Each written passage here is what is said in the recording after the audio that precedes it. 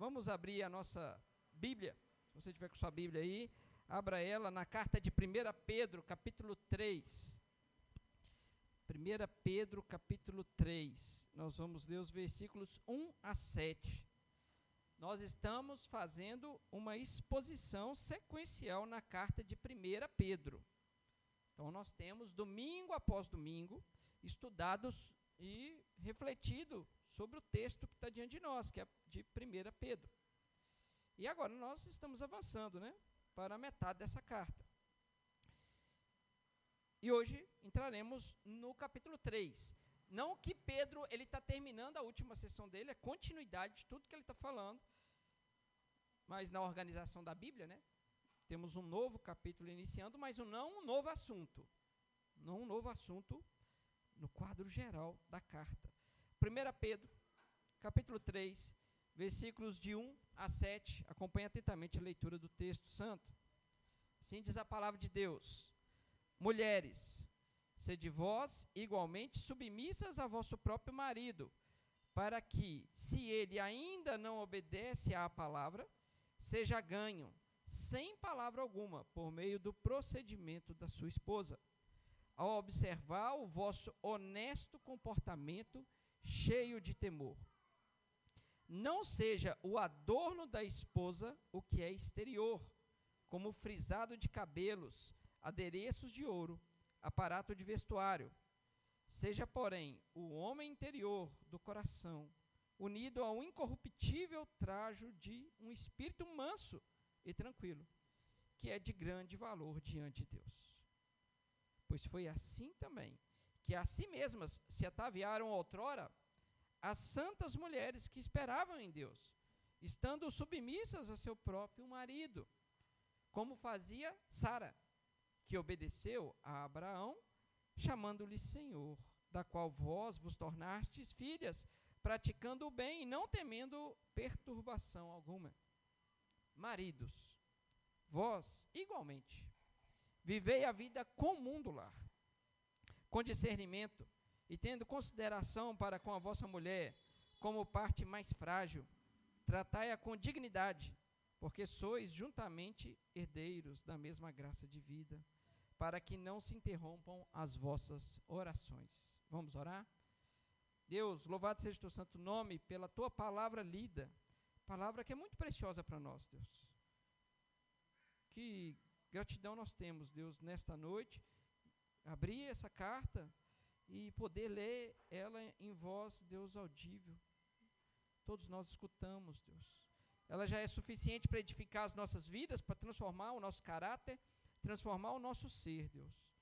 Mas pela sua muita misericórdia, nós pedimos que o teu Espírito Santo nos conduza na reflexão sobre o texto que está diante de nós. E teu Espírito Santo aplique essa palavra em nossos corações. Que no meu falar e no escutar dos meus irmãos, a tua obra de redenção seja feita em nós, Deus. É o que te pedimos, pelo poder do Espírito de Deus, em nome do Senhor Jesus Cristo, nosso Salvador. Amém, amém e amém. Irmãos, a carta de Pedro, especialmente nesse momento que nós estamos aqui, lendo algumas atitudes que Pedro está falando aos cristãos daquele primeiro século, e cristãos que estão passando por uma perseguição, ou um ambiente muito difícil de ser crente, é uma carta que basicamente fala de martírio cristão. E às vezes esse é um assunto muito pouco falado nos nossos tempos. Martírio cristão. E talvez, se nós tivéssemos primeiro e segundo séculos, nós iríamos olhar que dentro da igreja, de uma maneira muito comum, era algo extremamente comunicado, falado, até estudado, num certo sentido, e a igreja levantaria suas vozes em louvor àquele martírio cristão. Aí eu preciso falar um pouco do conceito dessa palavra martírio. Nós, quando somos salvos e alcançamos a graça bendita de Deus, e Pedro falou exatamente isso no começo da carta, que nós somos eleitos de Deus, chamados segundo a presciência de Deus, desde a eternidade, para viver uma vida aqui nessa história, E tudo isso ocorreu pela obra graciosa e bendita de Deus sobre nós. Nós somos regenerados, nosso coração é completamente mudado.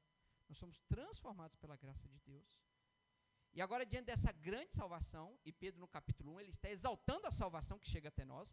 Diante dessa grande salvação, ele vai falar assim: agora vocês são um povo santo. É um povo de nação santa, um povo de propriedade exclusiva de Deus. Somos qualquer povo. Nós somos diferentes, na verdade, de todos que estão aqui. Por isso que Pedro sempre vai reforçar que nós somos forasteiros e peregrinos. E a carta de Pedro também tem esse pano de fundo. A ideia é que nós não somos desse mundo. Nós somos de um outro local, de um novo mundo. A Jerusalém Celestial. A nova Jerusalém. É de lá que nós somos, é para lá que nós estamos indo. A nossa identidade é uma nova identidade em Cristo. Por isso nós somos pessoas que vivem nesse mundo, mas com uma identidade de uma outra nação, a nação santa, desse povo de propriedade exclusiva de Deus. E nesse viver essa grandiosa salvação, desse povo que foi chamado para viver essa salvação, nós seremos testemunhas. Testemunhas. Nós somos todos nós crentes, todos crentes, não tem ninguém que está fora desse escopo. Todo crente é chamado para testemunhar. E a palavra testemunho, de testemunhas, como nós conhecemos no nosso português, ela vem da palavra grega, que é a mesma para martírio. Testemunhas são mártires. Então, Cristo nos chama para nós sermos mártires dele. Ou seja, para que nós sejamos testemunhas de Jesus Cristo. E essa palavra ficou muito conhecida por nós, especialmente quando nós olhamos a história da igreja cristã, século II, século III, século IV, nós vemos muito mártires cristãos, especialmente no segundo século e no terceiro século. E aquilo que nós chamamos de mártires ficou conhecido como aqueles que estavam entregando a sua própria vida, ou seja, o seu testemunho ia ao limite necessário, inclusive a própria morte. Se a última cartada que nós tivéssemos que dar para testemunhar que nós somos cristãos, assim seria o nosso testemunho, o nosso martírio até o final. E eu lembro que uma das pregações, eu li uma carta aqui de Plínio, citei ela na semana passada e vou citar ela de novo. Quando ele falou que, diante dos cristãos, ele perguntava até 3 vezes para aquelas pessoas: vocês são cristãos? Você é cristão? Sou. Você é cristão mesmo? Você sabe quais as consequências de você afirmar que você é cristão? Ele falou: sei, eu sou cristão. Ele perguntava uma 3ª vez: você é cristão mesmo? Você vai reafirmar isso diante de mim, porque isso pode te causar a morte. E muitas pessoas, mesmo na 3ª vez, falavam: sim, eu sou cristão. E eles morriam por causa disso. É daqui que nós conhecemos o testemunho, o martírio. Nós somos chamados, irmãos, para ser testemunhas, testemunhar a grande salvação. E Pedro está utilizando exatamente dessa figura para tratar aqui desse testemunho que os cristãos devem ter. Se você voltar um pouquinho para trás, nós já passamos por 2 testemunhos em áreas específicas. O primeiro testemunho que Pedro nos chama a apresentar a salvação que nós temos em Cristo Jesus é frente às autoridades. A gente já passou por isso aqui. Ou seja, nós devemos testemunhar o que Cristo fez em nós e por nós, de uma maneira, sendo submissos às autoridades. E Pedro, ele entra no assunto da submissão. E por que Pedro está fazendo isso? Como eu já disse aqui, o que Pedro está fazendo é: se nós somos salvos, o nosso Redentor é Cristo Jesus. Ele é o nosso mestre. Ele é quem nós devemos seguir. Irmãos, nós vamos trilhar o caminho que o Senhor Jesus trilhou. E o caminho que Jesus trilhou é de submissão. Jesus, quando esteve nessa terra, em todo momento, ele esteve em submissão, em subserviência. Ele foi um servo dedicado, e extremamente dedicado. Jesus Cristo foi submisso em tudo aquilo que ele fez. E submisso principalmente à vontade do Pai. Tudo que ele fez submisso à vontade do Pai. E nesse eco que nós externamos de Cristo Jesus, como nós somos salvos, nós refletimos o testemunho cristão, o martírio cristão. Então nós estamos ecoando aquilo que foi o nosso mestre, ou seja, nós também testemunharemos dessa submissão, que o próprio Senhor Jesus Cristo fez e foi submetido. A pergunta que a gente deve fazer é, se Cristo foi submisso em tantas outras coisas, o que nos levaria a pensar que nós também não seríamos? Nós vivemos conforme o nosso mestre. Então nós devemos nos submeter às autoridades. É isso que Pedro está ensinando. A todas as autoridades que são instituídas. E nós nos submetemos, nós nos sujeitamos a essas instituições humanas, tendo um testemunho que é digno da vida de um cristão. Um testemunho que demonstra integridade, caráter cristão, identidade de um povo que não é dessa terra, é de outro mundo mesmo, é o povo de Deus, os peregrinos e forasteiros que estão andando aqui. O segundo testemunho, que nós vimos semana passada, são aqueles, nós estamos submissos a aqueles que são os nossos senhores, ou na nossa linguagem desse tempo, aos nossos empregadores, aos nossos patrões, aos nossos chefes. E Pedro está falando, você tem que submeter a eles. Submeter a aqueles que exercem algum tipo de autoridade sobre nós. Ele já tinha falado sobre as autoridades civis, que são os governos e os governantes. E nós, como cidadãos, especificamente falando de nós, né, cidadãos brasileiros, nós estamos submetidos aos nossos governantes.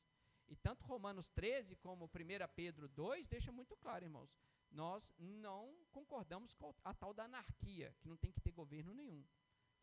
Se Deus é o governador de toda a terra, ele decreta que haverão autoridades instituídas por ele para nos governar. Sobre esses pesa muita coisa, mas são as autoridades civis que Deus instituiu.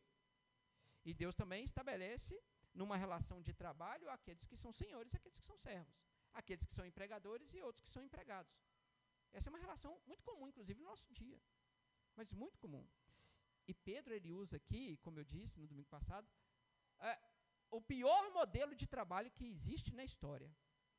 Porque quando ele está falando de uma relação de trabalho, onde que tem a ver submissão, ele pega o modelo da escravidão. Ele fala assim, escravos. É assim que começa o texto. Que na nossa Bíblia está traduzida como servos, mas a tradução aqui seria escravos. Escravos, sede submissos com todo o temor ao vosso Senhor. E ele coloca duas situações. Mesmo se o Senhor for bom, ok, mas inclusive se for um péssimo Senhor, né? Você se mantém submisso. Obviamente que Pedro está falando todas essas submissões, sabendo que todo cristão existe uma autoridade última a ser obedecida. E quem é? O próprio Deus. Nós devemos nos submeter a tudo que Pedro está falando, sabendo que a nossa autoridade última é o próprio Deus. Se um desses escravos fosse forçado por seus patrões a idolatrar um deus pagão, esse escravo deveria testemunhar com a sua vida que ele é cristão. Ele falou assim, eu não adoro outro Deus. Aqui é o limite entre nós. Antes importa obedecer a Deus que obedecer aos homens. Nem que para isso implique em martírio cristão. O que muitos escravos provavelmente, ainda no século I, no século II e no século III passaram, foram mortos por causa da sua fé cristã.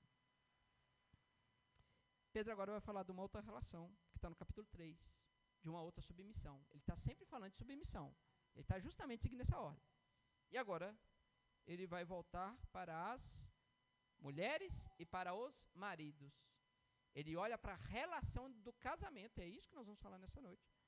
E ele fala sobre essa submissão, essa entrega que tem que haver no casamento.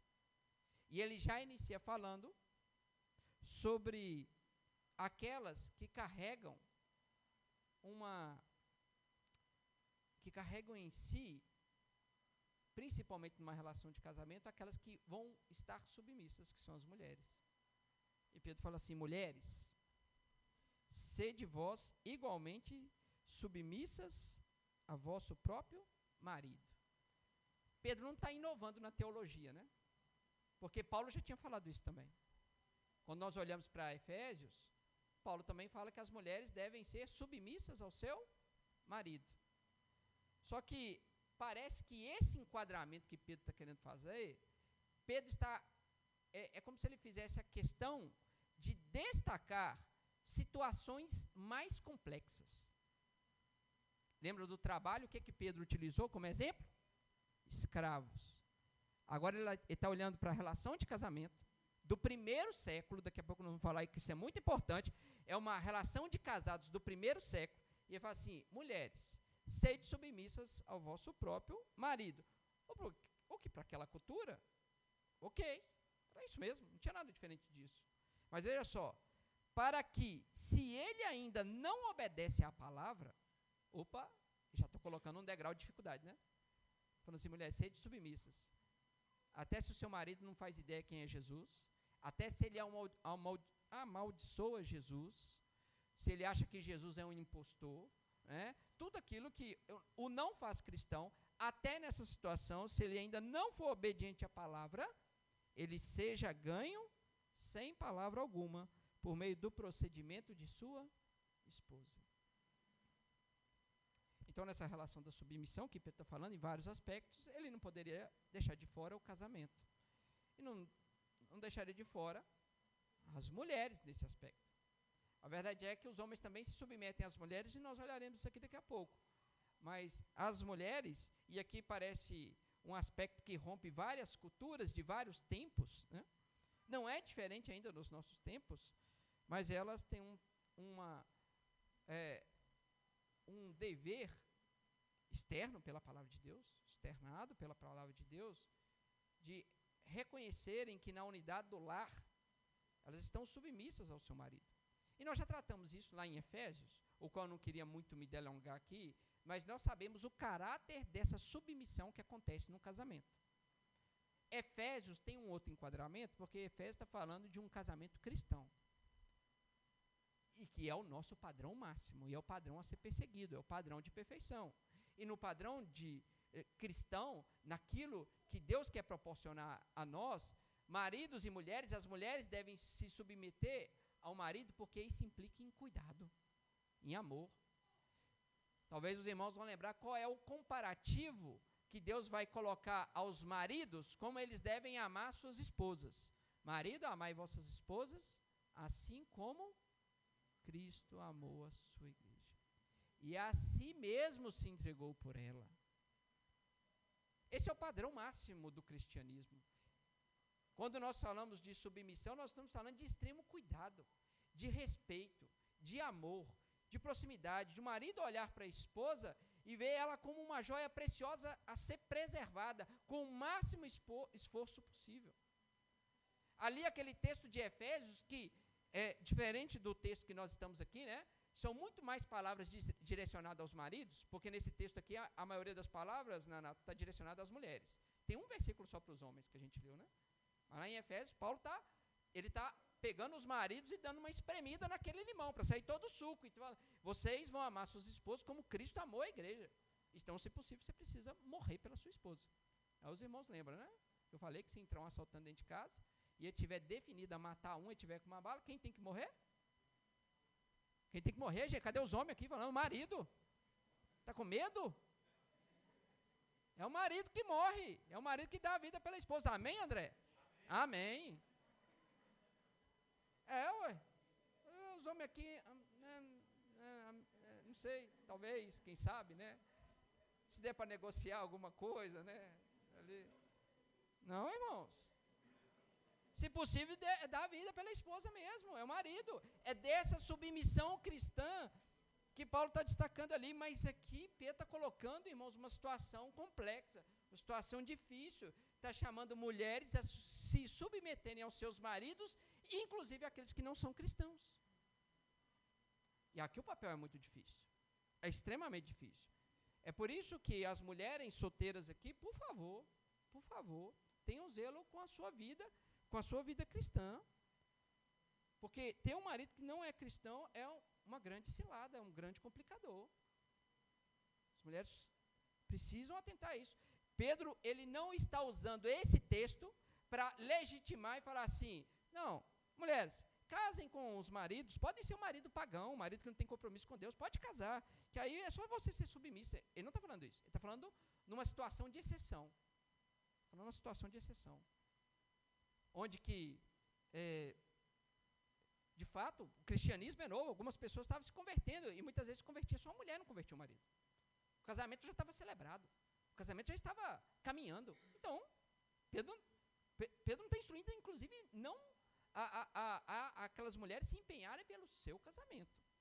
Por mais que o marido ainda não seja cristão, não seja convertido, não obedece a palavra de Deus. Seja, talvez, um pagão mesmo, idolatrando outros deuses. As mulheres devem se submeter, sabendo que a autoridade, a submissão última das mulheres é qual? Sempre Deus. Sempre Deus. Mas sabendo que abaixo de Deus, e aqui a ideia feminista se escancara como um absurdo diante de nós, né? Mas abaixo de Deus, as mulheres devem ser primeiramente leais ao seu marido. Elas não devem ser leais ao seu trabalho, primeiramente. Elas não devem ser leais às suas amizades. Elas não devem ser leais a outras coisas. Ou às suas influências preferidas, né, do Instagram, Facebook. Elas devem ser leais ao seu marido, primeiramente. Eu falo isso porque existem muitas mulheres de hoje sendo leais a todas essas coisas e os casamentos estão destruídos. Destruídos. A primeira lealdade da mulher, abaixo da lealdade a Deus, é ao marido. E a do marido também, tá? A do marido também. A primeira pessoa que nós somos leais é o nosso cônjuge. E Pedro não está descartando isso, está falando, mulheres, sede submissas ao vosso marido, porque pelo testemunho de vocês, é um martírio cristão, né? Que é um martírio cristão. Pelo testemunho de vocês, talvez o seu marido, seu marido seja ganho. Não, às vezes até sem palavra alguma, por meio do procedimento, ao observar o vosso honesto comportamento cheio de temor. Qual que é essa ideia que está no versículo 2 aqui, de honesto comportamento? É aquele comportamento que a mulher deve desenvolver sem querer barganhar nada com o marido. Não é a ideia de ter uma postura tal que não está querendo nada em troca, a não ser a própria vida do marido para Cristo. É interessante isso, porque numa relação de casamento, a mulher tem mais poder de persuasão, de barganha e de troca com o marido. Tem mais. E muitas vezes ela se utiliza disso para conquistar as coisas no casamento. E Pedro está falando, não faça isso. O marido tem que observar em você o seu honesto procedimento. Uma sinceridade tal que vê na esposa nenhum tipo de barganha, nenhum tipo de troca, mas um amor sincero. O amor de uma esposa que ama o seu marido, honestamente. Essa é a ideia que está aqui no texto. Ou seja, não está querendo troca. Não está querendo ganhar mais privilégios, mais roupas. Não. Quer ganhar apenas o amor. Se tem alguma coisa a ser trocada, barganhada, que seja o amor do marido. É isso que Paulo está falando. Pedro está falando, né? Desculpa, Pedro está falando. Apesar que eu vou abrir um parênteses aqui, né? Via de regra, se as mulheres fizerem o seu se tiverem esse procedimento que Pedro está exaltando, e é tão belo aqui, eu tenho uma leve tendência a acreditar que as mulheres vão ganhar muitas coisas. Muitas coisas. Mas é isso que Pedro está falando. Mantenha o seu procedimento honesto. Honesto, sem barganha. Cheia de temor. E aí, no versículo 3 e 4, diz assim, não seja o adorno da esposa o que é exterior, como o frisado dos cabelos, adereços de ouro, aparato de vestuário. Está falando de maquiagem, de roupa, né, de beleza externa, né? Seja, porém, o homem interior. Está usando o homem interior, mas está falando para a mulher, tá? Aqui está falando da humanidade, né? Seja a humanidade interior da mulher, não mudou o assunto, não. O assunto é o mesmo. Então, seja a humanidade interior da mulher, seja, porém, o homem interior do coração, unido ao incorruptível traje de um espírito manso e tranquilo, que é de grande valor diante de Deus. Ou seja, a beleza da mulher não está naquilo que ela expõe de si mesmo, do seu corpo e da sua beleza física. Não está. E os maridos sabem disso. Estou falando para nenhuma mulher andar desleixada aqui não, hein? Por favor. Não. Na modéstia cristã, em que nós somos chamados, né, todos nós, a modéstia cristã, ter vestimentas adequadas para cristãos, né, sejam homens ou sejam mulheres, né, nós somos chamados também a externar a beleza. Né? Beleza é um alvo do próprio Deus. Deus, quando criou tudo, ele criou belo. Então, se arrumar, né, ali, se preparar, isso é bom para todo mundo, né, até para o homem, né? O homem agora hoje é mais vaidoso, né? Assim, então, o homem tem ali, passa alguma coisinha no cabelo, faz um corte de cabelo, né? Está se preparando melhor, né? Antes não era bem assim, mas não tem problema nenhum. Tanto a mulher se embelezar para o homem se embelezar para a mulher. Agora, quando é só essa casca externa, a gente tem um problema, né? E Pedro está falando que as mulheres, elas não tenham somente essa casca. Não seja o adorno, não seja a beleza da mulher aquilo que ela expõe fisicamente, mas aquilo que ela tem dentro dela, do coração dela, esse unido ao incorruptível trajo de um espírito manso e tranquilo, que é de grande valor diante de Deus. A verdade é que quando a mulher ela se embeleza e se purifica por dentro, ela vai ganhando uma beleza que automaticamente vai se externar, mas ganha não somente o marido, mas é de grande valor diante do próprio Deus. Porque Deus, na verdade, não está preocupado com aquilo que nós externamos, mas Ele preocupa com o profundo do nosso coração. Ele não se preocupa se a nossa entonação na hora da oração está adequada, se nós estamos usando as palavras corretas. Ele importa se essa oração está sendo feita de coração. Deus sempre está olhando o nosso interior. E com as mulheres, Deus fala que a beleza delas está justamente no interior delas, no que elas produzem dentro delas, especialmente destacando duas qualidades que Pedro chama aqui de um espírito manso e tranquilo.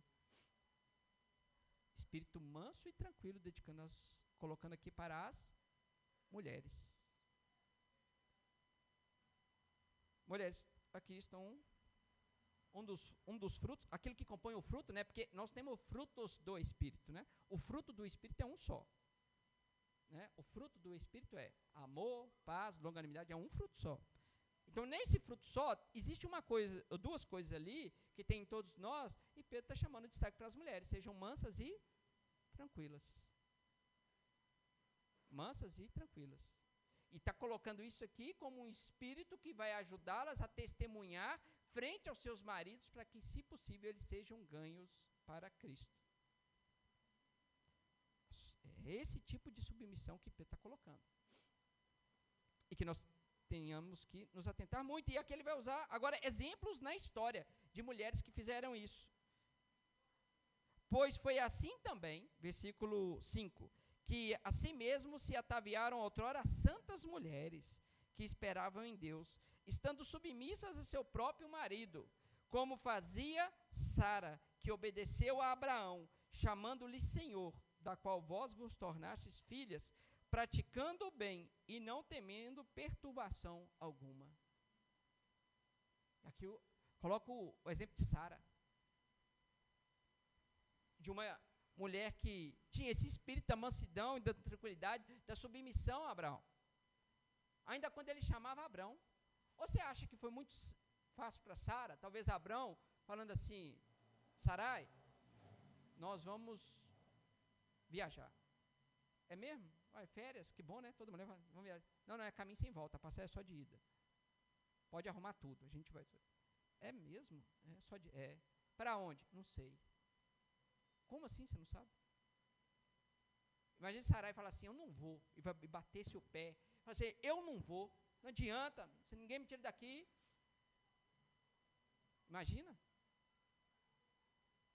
Daquela promessa que sairia o povo de Deus de todos os tempos, do velho e do antigo. Do velho e do novo, quer dizer, né? Velho e do antigo, mesma coisa, né? Mas do velho e do novo. É o povo de Deus de todos os tempos, vinha daquela promessa. Imagina se Sarai colocasse o pé na porta e falasse assim, não vou, ninguém sai daqui. Você tá doido, Abraão. Como é que eu vou para um lugar que você não sabe onde que é, só passagem, nós vamos com todo mundo? Aquela mulher, ela submeteu ao seu marido. Ela confiou nele. E com sua mansidão e a sua tranquilidade, que era típico dessa mulher que aqui está apontada, ela peregrinou por uma terra que ela não sabia onde ia parar. Ela foi submissa ao seu marido. E ela tem o seu nome registrado nas Sagradas Escrituras, assim como o seu marido, os nossos primeiros pais. Não aqueles que pecaram lá no Éden, mas nossos primeiros pais que pela fé obedeceram o mandato de Deus.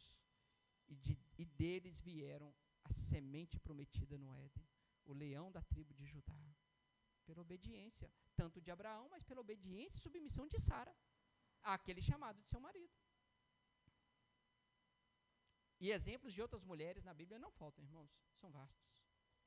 De mulheres que submeteram, mulheres que foram submissas e colheram preciosos frutos em suas vidas. Mas aí vem o versículo 7. E aí é para os homens. Agora muda. E diz assim: marido, vós igualmente, vivei a vida comum do lar, com discernimento, e tendo consideração com a vossa mulher, como parte mais frágil. Tratai-a com dignidade, porque sois juntamente herdeiros da mesma graça de vida, para que não se interrompam as vossas orações.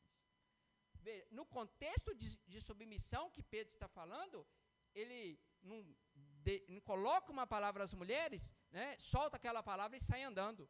Ele fala para as mulheres e fala assim: opa, maridos. Talvez os homens poderiam falar assim: não, se está falando sobre submissão, eu estou fora desse assunto, porque esse é um assunto só para as mulheres. E Pedro falando, dentro desse contexto da submissão, assim, maridos, opa, vem aqui, vocês também precisam se submeter. Marido, vós igualmente. Então veja só, as mulheres submetem. Maridos, vós igualmente, vocês também têm que submeter. Todos estão debaixo da autoridade máxima de toda a criação, que é o Deus eterno, o Deus soberano, o Deus rei de todas as coisas. Não vai deixar os maridos de fora, não. Fala assim: maridos, vós igualmente, vivei a vida comum do lar. Qual que é a primeira coisa que vem na sua cabeça, mulher, quando você vê essa frase? Viver a vida comum do lar. Apesar de ser uma pregação, é uma pergunta mesmo. Alguém quer falar? O que você pensa aí? É o prato sendo lavado? Quem está comigo nessas mulheres? É o prato sendo lavado? É, Dani? A Dani está ali, ó, é o prato sendo lavado, né? Viver a vida comum do lar. Não é isso que Pedro está falando. Não.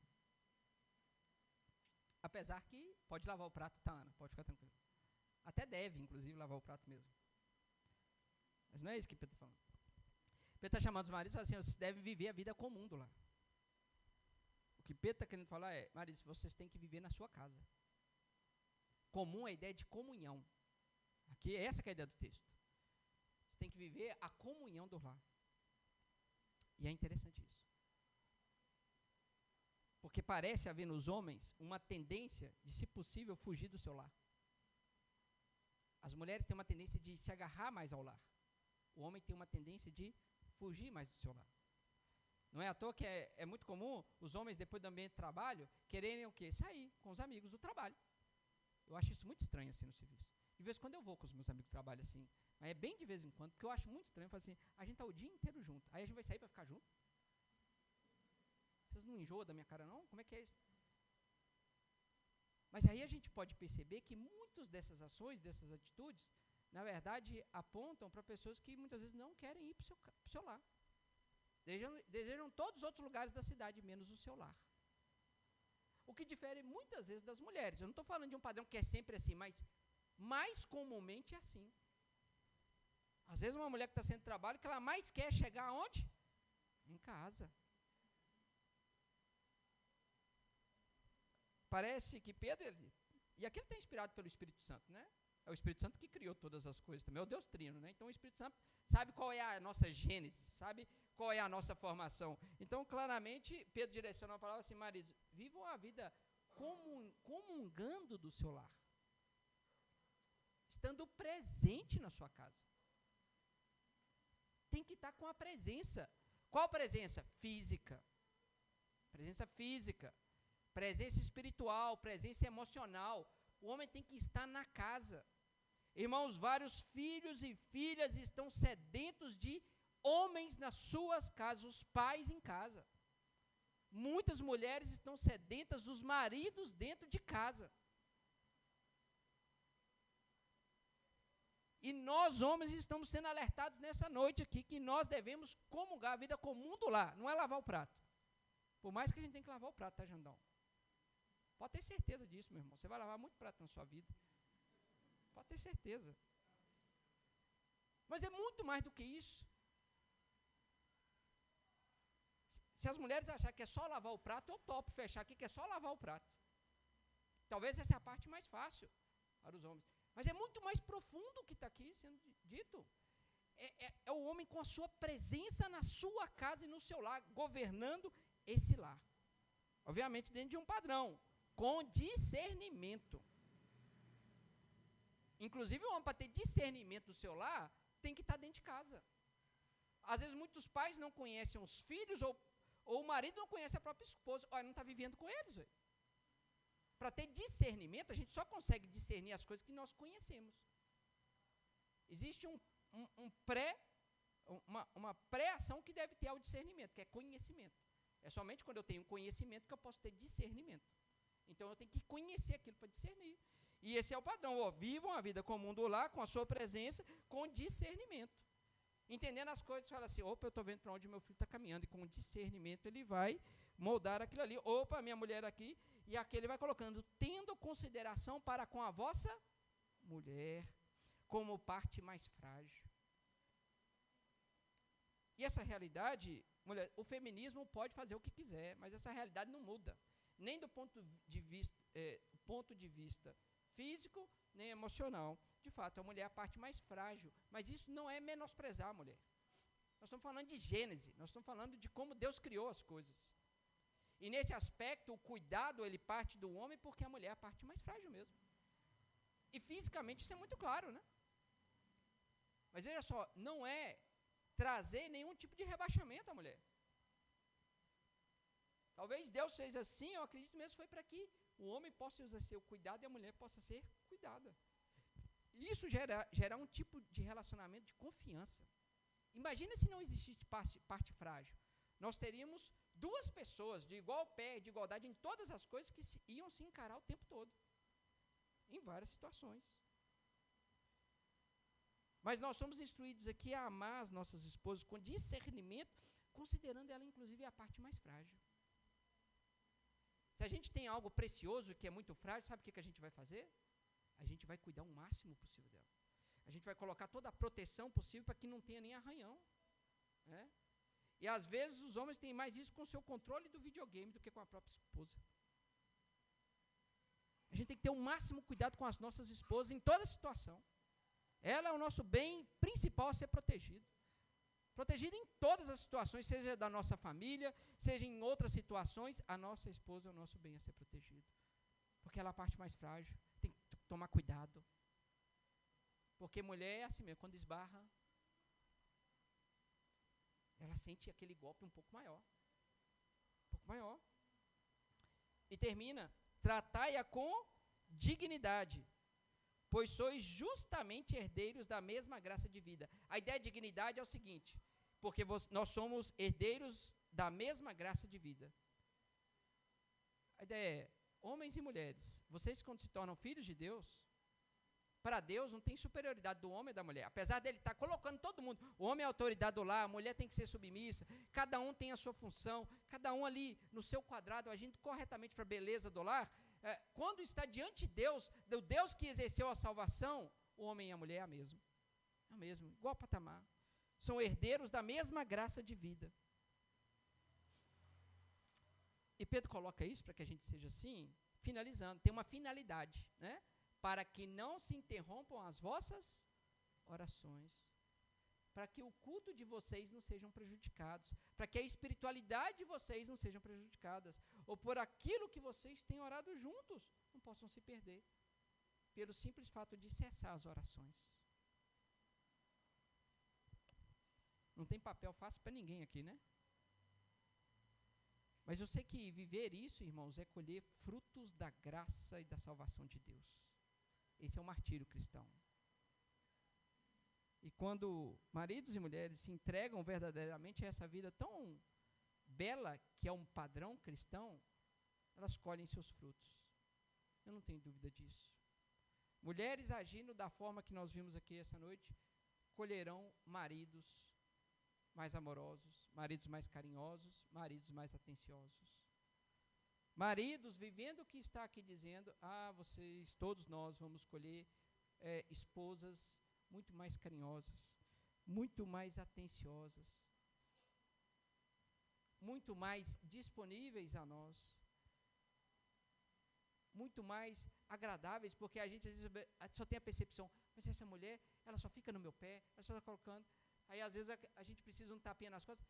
Você já parou para amar ela de maneira muito sincera? E colher frutos desse amor verdadeiro, vivendo assim? Esse é o padrão que está aqui diante de nós, irmãos, do testemunho cristão, do martírio cristão. E que Deus possa ter misericórdia de cada marido e de cada esposa aqui. E misericórdia também dos solteiros que pensam em casar. Porque o aprendizado começa de agora. Inclusive na escolha dos maridos e das esposas. E que Deus nos ajude. Vamos orar? Pai, obrigado pela tua palavra, ministrada aos nossos corações, e que edifica, Deus, tantas áreas da nossa vida, e nessa noite, pela tua graça, pelo teu amor, nós fomos edificados, Deus, com relação ao nosso lar. Nessa relação tão bela que o Senhor instituiu, que é o casamento. Maridos e esposas. Obrigado, Pai, por primeiro permitir que nós tenhamos, Deus, essa relação diante de nós, esse compromisso que nós podemos firmar com outras pessoas, Deus. Os homens com as mulheres com os homens, e daqui, Deus, sair belas famílias para a glória do Senhor. O que nós te pedimos, Deus, é que o Senhor nos ajude a viver o que está aqui. Em especial, Pai, eu te peço para aqueles cônjuges, tanto esposas, mas também maridos, que às vezes não têm o seu cônjuge vivendo no caminho do Senhor. Que nós rogamos aqui, Pai, pela tua misericórdia, para que essas vidas possam ser resgatadas pelo Senhor, salvas pelo teu amor bendito, amor gracioso, Deus.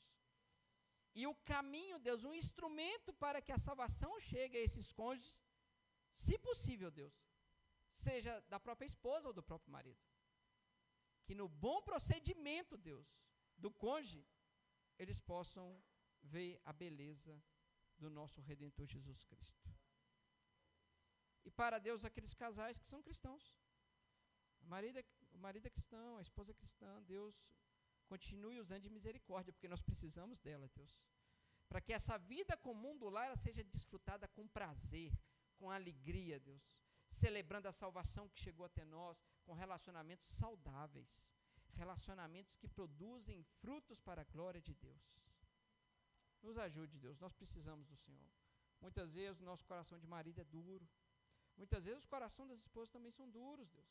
Tem misericórdia em nós, nos ajude, Pai, a esse amor mútuo. E que o teu amor bendito, Pai, possa ser a marca dos nossos lares. É isso que nós pedimos ao Senhor. Tem misericórdia de nós, haja em nosso favor, e que teu Espírito Santo, Deus, aplique profundamente essa palavra em nós. Essa oração que eu faço por mim e pelos meus irmãos, em nome do Senhor Jesus Cristo. Amém e amém.